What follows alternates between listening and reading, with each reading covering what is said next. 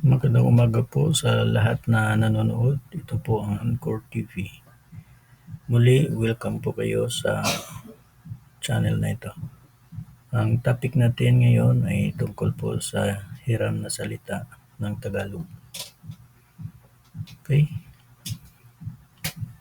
Ang salitang ito ay Tagalog, pero ginamit natin yung Korean consonant at saka vowel.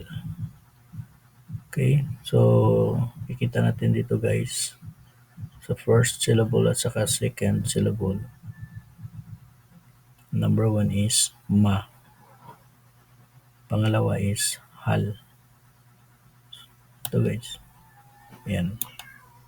So, mahal. Pag binasa yan is mahal. So, saan natin yan kinuha? Ito lang guys, letter M, ma, plus a. Tapos itong letter H or ha. Yan. Ha. And then, vowel ulit na a. And then, L or la. So, pag binasa is mahal. Okay? Yung pangalawang word dito is kita. Kita. Double consonant. So, saan natin kinuha guys? Ito, consonant na ka. Yun, to. It's ka. And then, sound na E. Okay? E. And then, double consonant na sound is ta. Okay? So, plus vowel na a. So, sound niya is kita. Kita. Kita. Okay? Next word is walang. Walang. Walang. Okay? Saan natin kinuha? Silent plus double vowel na wa. Dahil walang sound yung below, dito tayo nag-umpisa sa sound na wa. So, wa lang. Kung hindi natin lalagyan ng L dito guys, yung magiging sound nito is rang. Warang. So, nilagyan natin siya ng L, karagdagang L dito sa final consonant para yung magiging sound niya is letter L. So, walang.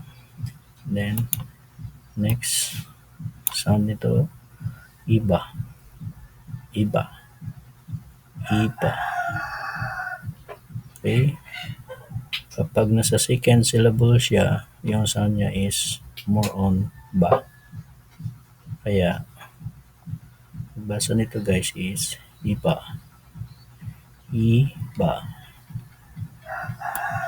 Next sound is or sa plus a plus consonant plus a. So, sana. Sana. Next syllable. Ayan. Next syllable is consonant plus a plus ph plus o. Ako. Ako. Okay. Next, itong isang syllable tumutukoy sa lang. Letter L, first consonant, first position, plus a, then plus ng. So, lang. Next, silent, plus sound na a, and then ng. So, ang. And then, ito, at saka yung unang word dito is same. So, mahal. And then, M or ma plus o. Mo.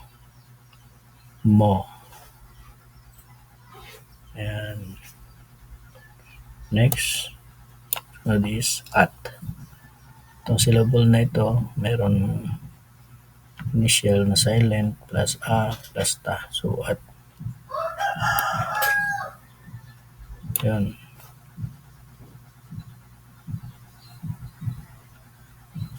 Next, wala. Wala. Wala. Next, nang. And then the last one is iba. Okay? So, yan guys, ang hiram na word sa Tagalog na ginamit natin ang Korean consonant at saka vowel. So, pag binasa natin is ganito yan guys. Mahal kita, walang iba. Sana ako lang ang mahal mo at wala ng iba. Okay, 감사합니다. 다음에 봐요.